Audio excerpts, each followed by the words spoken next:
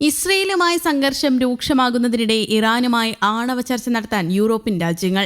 Germany, France, Britain എന്നിവിടങ്ങളിലെ വിദേശകാര്യമന്ത്രിമാർ Iran വിദേശകാര്യമന്ത്രി Abbas അരാഗ്ചിയുമായി ഇന്ന് സ്വിറ്റ്സർലാൻഡിലെ ജനീവയിൽ ചർച്ച നടത്തും. ഇറാന്റെ ആണവ പദ്ധതികൾ സമാധാനപരമായ ആവശ്യങ്ങൾക്ക് വേണ്ടിയുള്ളതാണെന്ന ഉറപ്പ് നേടിയെടുക്കുകയാണ് ലക്ഷ്യം. ചർച്ചയ്ക്ക് യുഎസിന്റെ ഏകോപനമുണ്ടെന്ന് ജർമ്മനി പ്രതികരിച്ചു.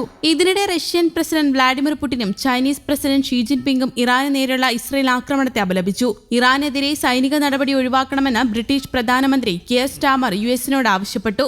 ഇറാന്റെ ഭൂരിഭാഗം പ്രദേശങ്ങളിലും ഇന്റർനെറ്റിന് നിയന്ത്രണമുണ്ട്. പുറം ലോകവുമായുള്ള സാധാരണക്കാരുടെ ആശയവിനിമയത്തെ പ്രതികൂലമായി ബാധിക്കുന്നുമുണ്ട്. 1600-ലേറെ പൗരന്മാരെ ഇറാനിൽ നിന്നും 100-ലേറെ പൗരന്മാരെ ഇസ്രയേലിൽ നിന്നും ചൈന ഒഴിപ്പിച്ചിരുന്നു. അതേസമയം ഇറാന്റെ ആണവ കേന്ദ്രങ്ങൾക്ക് നേരെയുള്ള ആക്രമണങ്ങൾക്ക് വലിയ വില നൽകേണ്ടി വരുമെന്ന മുന്നറിയിപ്പുമായി ഖത്തറും രംഗത്തെത്തിയിരുന്നു.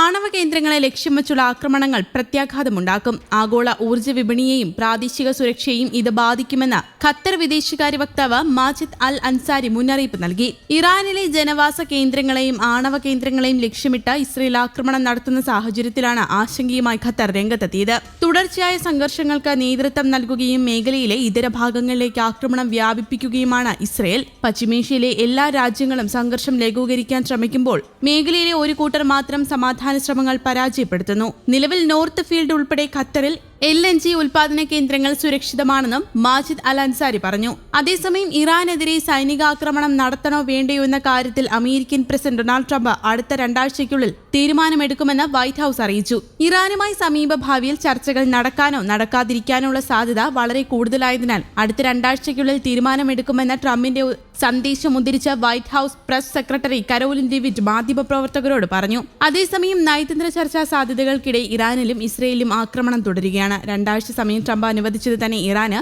ചർച്ചയ്ക്കുള്ള സാധ്യത ഒരുക്കാനാണെന്നാണ് US വിദേശകാര്യ സെക്രട്ടറി പറയുന്നത്. ഇതിനിടെ ഇന്ന് യൂറോപ്യൻ യൂണിയൻ വിദേശകാര്യമന്ത്രിമാരുമായി ഇറാന്റെ സുപ്രധാന ചർച്ച നടക്കുന്നുണ്ട്. ഇന്ന് മുതൽ 3 ദിനം തുടർച്ചയായി ഇന്റലിജൻസ് വിഭാഗം ഇറാനിലെ സാഹചര്യം ട്രംപിന് വിശദീകരിക്കും. അതേസമയം ഇസ്രയേൽ ഇറാൻ സംഘർഷം രൂക്ഷമാകുന്ന പശ്ചാത്തലത്തിൽ റഷ്യയും ചൈനയും പരസ്പരം സംസാരിച്ചിരുന്നു. ഫോണിലൂടെയാണ് റഷ്യൻ പ്രസിഡന്റ് വ്ളാഡിമിർ പുടിനും ചൈനീസ് പ്രസിഡന്റ് ഷീ ജിൻപിങ്ങും സംസാരിച്ചത്. സംഘർഷം ലഘൂകരിക്കേണ്ടത് അത്യാവശ്യമാണെന്ന് ഇരു നേതാക്കളും വ്യക്തമാക്കി. അതേസമയം ഇസ്രയേലിലെ ആശുപത്രിയിൽ ഇറാന്റെ മിസൈൽ ആക്രമണമുണ്ടായതിനു പിന്നാലെ രാജ്യത്തെ അഭിസംബോധന ചെയ്ത പ്രധാനമന്ത്രി ബെഞ്ചമിൻ നെതന്യാഹു രംഗത്തെത്തിയിരുന്നു. ഇറാന്റെ ആണവ ഭീഷണി ഇല്ലാതാക്കാൻ ഇസ്രയേലിന് ശേഷിയുണ്ടെന്ന് നെതന്യാഹു പറഞ്ഞു.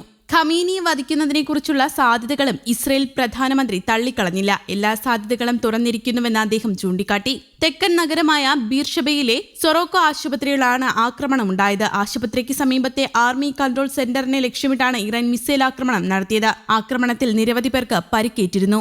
News desk, Kerala Kaumudi.